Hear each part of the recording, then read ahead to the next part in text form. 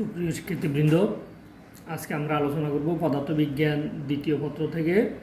পদার্থবিজ্ঞান দ্বিতীয় পত্রের চতুর্থ অধ্যায় থেকে আজকের আমাদের আলোচ্য বিষয় হচ্ছে তড়িৎ প্রবাহে চুম্বক ক্রিয়া ও চুম্বকত্ব। তো এখন আমাদের চতুর্থ অধ্যায়ের নাম হচ্ছে তড়িৎ প্রবাহে চুম্বক ক্রিয়া ও চুম্বকত্ব। আমরা আলোচনা করব আজকে এই অধ্যায়ে তড়িৎ প্রবাহের ফলে সৃষ্ট চুম্বক ক্ষেত্রের দিক। তাহলে গতকালকে আমরা তড়িৎ প্রবাহের ফলে যে চুম্বক ক্ষেত্র তৈরি হয়, সে চুম্বক ক্ষেত্রের কারণে যে চুম্বক বল পাওয়া যায় সে বল হিসাব করছিলাম। আজকে আমরা হিসাব করব তড়িৎ প্রবাহের ফলে যে চুম্বক ক্ষেত্র সৃষ্টি হয়েছে সেই চুম্বক ক্ষেত্রের দিক কোন দিকে হবে। তো এখন আমরা চুম্বক ক্ষেত্রের দিক নির্ণয় করতে পারি। আমাদের জন্য দুইটা সূত্র আছে নির্ণয় করার জন্য। এই দুইটা সূত্রের একটা সূত্রকে বলা হয়েছে ম্যাক্সওয়েলের কর্ক-স্ক্রু সূত্র। তাহলে প্রথম হচ্ছে ম্যাক্সওয়েলের কর্ক-স্ক্রু সূত্র। তো আমরা বলি কোনো পরিবাহীর মধ্য দিয়ে তড়িৎ প্রবাহ চালনা করলে তার চারপাশে চুম্বক ক্ষেত্র তৈরি হয় এবং যে কোনো বিন্দুতে আমরা চুম্বক ক্ষেত্রের মান নির্ণয় করতে পারি এবং চুম্বক ক্ষেত্রের মান নির্ণয় করার জন্য আমাদেরকে সাহায্য করবে বিএসএবারের সূত্র। তো আমরা আজকের ক্লাসে বিএসএবারের সূত্রটাও করব। আর তড়িৎ প্রবাহের ফলে যে চুম্বক ক্ষেত্র তৈরি হয়েছে সেই চুম্বক ক্ষেত্রের দিক বা অভিমুখ আমরা কিভাবে নির্ণয় করতে পারি, সেই অভিমুখ নির্ণয় করার জন্য আমাদের দুইটা সূত্রের সাহায্য লাগবে। দুইটা সূত্র একটা হচ্ছে ম্যাক্সওয়েলের কর্ক-স্ক্রু সূত্র। এখন আসো ম্যাক্সওয়েলের কর্ক-স্ক্রু সূত্র।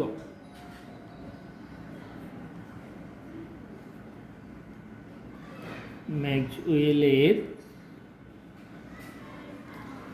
কর্ক-স্ক্রু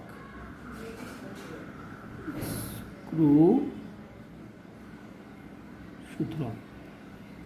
তো এখন আসো ম্যাক্সওয়েলের কর্ক-স্ক্রু সূত্রটা কি, আমাদেরকে সূত্রটা একটু জানতে হবে। ধরো আমরা যদি বলি,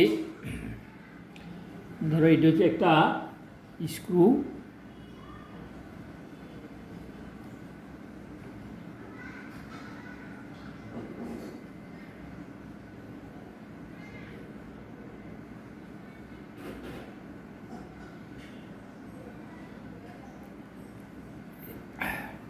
ধরো এটা হচ্ছে একটা কর্ক-স্ক্রু। তাই কর্ক-স্ক্রুতে আমরা বুঝি এই আমাদের যে ঘরে বিভিন্ন ধরনের স্ক্রু খোলার জন্য আমরা যে স্ক্রু ড্রাইভার ব্যবহার করি অনেকটা ওইরকমই। এখন এইটার ধরো তড়িৎ প্রবাহ এইদিকে প্রবাহিত হচ্ছে, তার মানে একটা স্ক্রুকে যদি আমরা তড়িৎ প্রবাহের অভিমুখে কী করি, স্থাপন করি। তড়িৎ প্রবাহের অভিমুখে একটা স্ক্রুকে স্থাপন করে, ধরো আমি তোমাদেরকে হাত দিয়ে দেখাচ্ছি, ধরো এই কলমটাকে আমরা ধরো কল্পনা করলাম এটি একটা স্ক্রু, এটাকে আমরা হাত দিয়ে কী করলাম, ধরলাম কোন দিকে। এখন আমার এই স্ক্রু কলমটাকে তুমি স্ক্রু কল্পনা করবা, এই কলমটা এখন তড়িৎ প্রবাহের অভিমুখে মুখ করা আছে। এখন এটাকে যদি আমি এভাবে ঘুরে দেখো, আমার হাতের দিকে ভালো করে খেয়াল করবা, এভাবে আমি ঘুরলে দেখো আমার বৃদ্ধাঙ্গুলিটা কি ঘুরে যাচ্ছে। তাহলে এইভাবে তড়িৎবাহী তারের অভিমুখে কোনো স্ক্রুকে স্থাপন করে স্ক্রুটাকে যদি আমরা এইভাবে ঘুরাই, তাহলে আমাদের বৃদ্ধাঙ্গুলিটা, এই যে বৃদ্ধাঙ্গুলি, এই বৃদ্ধাঙ্গুলিটা যেদিকে ঘুরে যাবে এবং ঘুরলে যেদিকে ঘুরে যাবে সেদিকে আমাদেরকে চুম্বক ক্ষেত্রের অভিমুখ নির্দেশ করবে। তার মানে ওই দিকটাই হবে চুম্বক ক্ষেত্রের অভিমুখ। তাহলে আমাদেরকে তড়িৎ প্রবাহ চালনা করে স্ক্রুকে ওই বরাবর কী করতে হবে, স্থাপন করতে হবে। তাহলে চুম্বক ক্ষেত্রের দিক কীরকম হবে, আমরা যদি এরকম একটা কুণ্ডলী কল্পনা করি এরকম, তাহলে এই চুম্বক ক্ষেত্রে আমাদের বৃদ্ধাঙ্গুলিটা ঠিক এইভাবে এইদিকে বৃদ্ধাঙ্গুলিটা এইভাবে ঘুরে যাবে, এইভাবে বৃদ্ধাঙ্গুলিটা ঘুরে যাবে। তার মানে যেই দিকে বৃদ্ধাঙ্গুলিটা ঘুরবে ওই দিকে আমাদের চুম্বক ক্ষেত্রের দিক নির্দেশ করবে। তাহলে আমরা ম্যাক্সওয়েলের কর্ক-স্ক্রু সূত্র থেকে আমরা চুম্বক ক্ষেত্রের দিক নির্ণয় করতে পারি। আমরা আরেকটা চুম্বক ক্ষেত্রের দিক নির্ণয় করতে পারি ফ্লেমিংয়ের ডানহস্ত সূত্র থেকে। ফ্লেমিং এর ডানহস্ত সূত্র, ফ্লেমিংয়ের ডানহস্ত সূত্র। দেখো এগুলো একেবারে সহজ। ধরো আমরা বললাম যে এটা একটা পরিবাহী তার, আমার হাতের দিকে খেয়াল করবা, এটা একটা পরিবাহী তার। এই পরিবাহী তারটাকে দেখো আমরা এই মুষ্টিবদ্ধ করে এইভাবে আমি হাত দিয়ে ধরলাম, মুষ্টিবদ্ধ করে হাত দিয়ে এমনভাবে ধরলাম প্রবাহের অভিমুখে আমি বৃদ্ধাঙ্গুলিটাকে সমকোণে কী করলাম, প্রসারিত করলাম। বৃদ্ধাঙ্গুলিটাকে প্রবাহের অভিমুখে এভাবে সমকোণে প্রসারিত করলে অন্য আঙুলগুলোর মাথা দেখো, অন্য আঙুলগুলোর মাথা এইভাবে গিয়ে এইভাবে গেছে, এইভাবে গিয়ে এইভাবে গেছে। তাহলে অন্য আঙুলগুলোর মাথা যেই দিক সেই দিকটা আমাদের চুম্বক ক্ষেত্রের কি অভিমুখ তথা দিক নির্দেশ করে।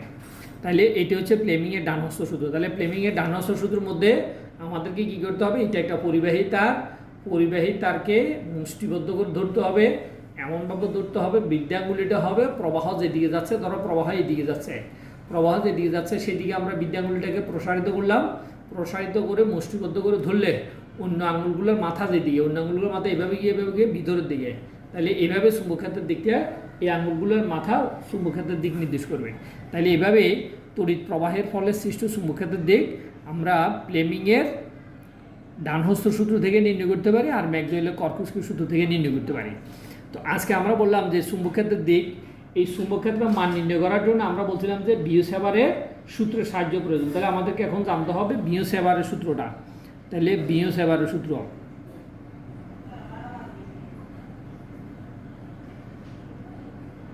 বিওসেভারের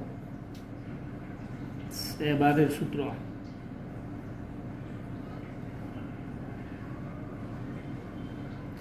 তাহলে এই অধ্যায়ের জন্য এই সূত্রটা হচ্ছে সবচেয়ে বেশি কি গুরুত্বপূর্ণ। এই সূত্রটা আমাদেরকে সবসময় ভালোভাবে মুখস্থ মনে রাখতে হবে। তো এই সূত্রটা মনে রাখার জন্য আমাদেরকে যে কোনো একটা পরিবাহী তার কল্পনা করতে হবে। পরিবাহী তার কল্পনা করে ওই পরিবাহী তার থেকে আমাদেরকে ক্ষুদ্র একটা অংশ বিবেচনা করতে হবে বিওসেভারের সূত্রের জন্য। ধরো আমরা ক্ষুদ্র একটা অংশ বিবেচনা করলাম, যার দৈর্ঘ্য হয়েছে কত ডিএল, অর্থাৎ এতটুকু পরিমাণের দৈর্ঘ্য হয়েছে ডিএল, এতটুকু দৈর্ঘ্য ডিএল। তাহলে পরিবাহীর মধ্য দিয়ে তড়িৎ প্রবাহ চালনা করলাম আই, তাহলে আই তড়িৎ প্রবাহ চালনা করে পরিবাহীর অংশ থেকে ক্ষুদ্র ডিএল দৈর্ঘ্য কল্পনা করছি। এই ডিএল দৈর্ঘ্যের এটা ধরলাম মধ্যবিন্দু, এই মধ্যবিন্দু থেকে আর দূরে ফি যে কোনো একটা বিন্দু। তাহলে বিওসেভার বলছিলেন, তিনি বলছেন যে কোনো পরিবাহী যদি আমরা কোনো নির্দিষ্ট মাধ্যমে রাখি, তার মধ্যে দিয়ে যদি আমরা তড়িৎ প্রবাহ চালনা করি, তাহলে ওই পরিবাহীর আশেপাশে চুম্বকক্ষেত্র তৈরি হবে। আশেপাশে বলতে পরিবাহীর এইদিকে, পরিবাহীর এইদিকে, সব দিকে চুম্বকক্ষেত্র কী হবে তৈরি হবে। যে চুম্বকক্ষেত্র তৈরি হবে সে চুম্বকক্ষেত্রের মান, ধরো আমরা ধরে নিলাম সেটা হচ্ছে ফি বিন্দু, ফি বিন্দুতে চুম্বকক্ষেত্র তৈরি হবে। সেই পরিবাহীর ক্ষুদ্র ডিএলের জন্য যে চুম্বকক্ষেত্রটা তৈরি হবে সে চুম্বকক্ষেত্রের মান আমরা ধরলাম কত ডিবি। যেহেতু আমাদের পরিবাহীর বিবেচিত অংশের দৈর্ঘ্য ক্ষুদ্র, তাহলে চুম্বকক্ষেত্রের মানও হবে কি ক্ষুদ্র। তাহলে চুম্বকক্ষেত্রের মান পরিবাহীর এই বিবেচিত অংশের দৈর্ঘ্যের সাথে সমানুপাতিক, অর্থাৎ পরিবাহীর দৈর্ঘ্য যা তার সাথে চুম্বকক্ষেত্রের সমানুপাতিক, অর্থাৎ দৈর্ঘ্য বাড়লে চুম্বকক্ষেত্রের মানও কি বাড়বে। চুম্বকক্ষেত্রের মান ওই ফি বিন্দুতে চুম্বকক্ষেত্রের মান পরিবাহীর ভিতর দিয়ে যে তড়িৎ প্রবাহ চালনা করছি তড়িৎ প্রবাহের সাথে গিয়ে সমানুপাতিক, অর্থাৎ মূলত এগুলো আমরা সব নির্ণয় করতেছি গিয়ে ফি বিন্দুতে চুম্বকক্ষেত্র, ফি বিন্দুতে চুম্বকক্ষেত্রের মান।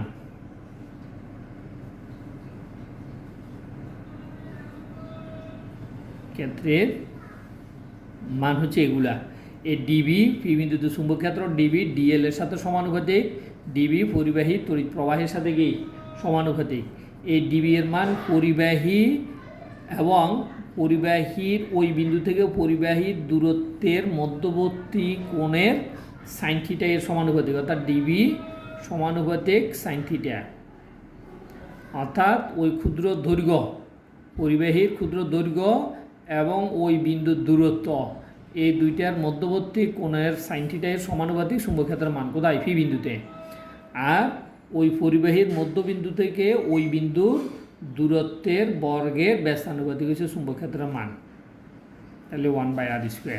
তাহলে বিওসেভার বলছেন যে কোনো পরিবাহীর ভিতর দিয়ে তড়িৎ প্রবাহ চালনা করলে কোনো নির্দিষ্ট মাধ্যমে এবং ওই পরিবাহীর ক্ষুদ্র কোনো অংশ বিবেচনা করলে ওই ক্ষুদ্র অংশের মধ্যবিন্দু থেকে আর দূরে কোনো বিন্দুতে চুম্বকক্ষেত্রের মান ওই পরিবাহীর বিবেচিত অংশের দৈর্ঘ্যের সাথে সমানুপাতিক, পরিবাহীর তড়িৎ প্রবাহের সাথে সমানুপাতিক, পরিবাহীর ভিতর দিয়ে আমরা যে পরিমাণে প্রবাহ চালাচ্ছি তার সাথে সমানুপাতিক, এবং ওই পরিবাহী এবং দূরত্বের মধ্যবর্তী কোণের সাইন থিটা এর সমানুপাতিক, মধ্যবিন্দু থেকে ওই বিন্দুর দূরত্বের বর্গের ব্যস্তানুপাতিক। তাহলে এই কথাগুলো প্রত্যেকটা কথাই কিন্তু গুরুত্বপূর্ণ। এই কথাগুলো ভালো করে বুঝে মুখস্থ মনে রাখতে হবে। যেমন এটা দ্বিগুণ করলে চুম্বকক্ষেত্র দ্বিগুণ হবে, এটা দ্বিগুণ করলে দ্বিগুণ হবে, এই থিটা এর মান বাড়লে চুম্বকক্ষেত্রের মান কি বাড়বে। আবার দূরত্ব বাড়লে চুম্বক ক্ষেত্রের মান কীভাবে কমবে, কীভাবে কমবে, দূরত্বের বর্গের ব্যস্তানুপাতে, এটাকে বলা হয় বিপরীত বর্গীয় সূত্র অনুসারে। এখন আমরা যদি বলি দূরত্ব আমি অর্ধেক করলাম, তাহলে দূরত্ব অর্ধেক করলে চুম্বক ক্ষেত্র কত হবে, 4 গুণ হয়ে যাবে। আবার দূরত্ব যদি দ্বিগুণ করি চুম্বক ক্ষেত্রে 1/4 হবে। তাহলে চুম্বক ক্ষেত্র যে দূরত্বের সাথে কীভাবে পরিবর্তিত হয় এটা যদি ভালোভাবে মুখস্থ জানা যায়, এখান থেকে পরীক্ষাতে এমসিকিউ দিলে এমসিকিউ আনসার করা যাবে। তাহলে এখন এইগুলো সবগুলোকে ক্ষুদ্র ক্ষুদ্র ডিবি চুম্বক ক্ষেত্রের সবগুলোকে যদি আমরা সমন্বিত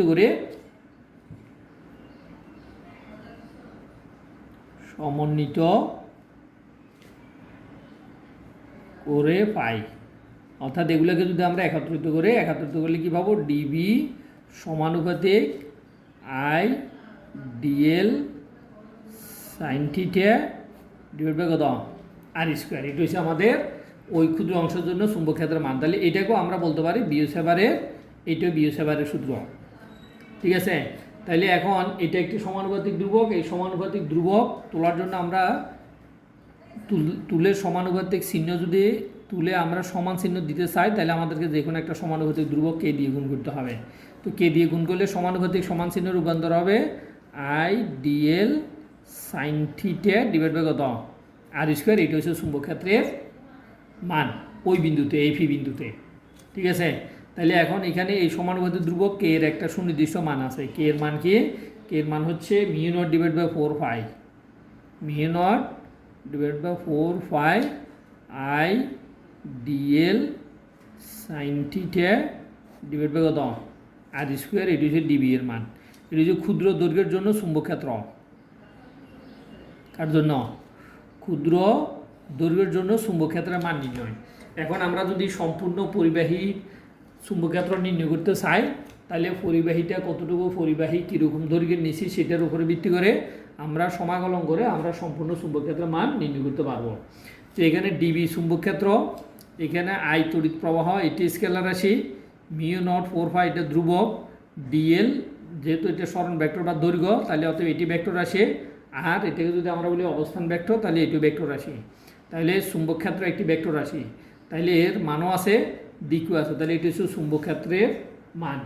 এখন আমরা যদি চুম্বক ক্ষেত্রের দিক নির্ণয় করতে চাই, তাহলে এটাকে আমাদেরকে কী করতে হবে, ভেক্টর রূপে রূপান্তর করতে হবে। ভেক্টর রূপে রূপান্তর করলে তখন আমরা তার দিক নির্ণয় করতে পারবো।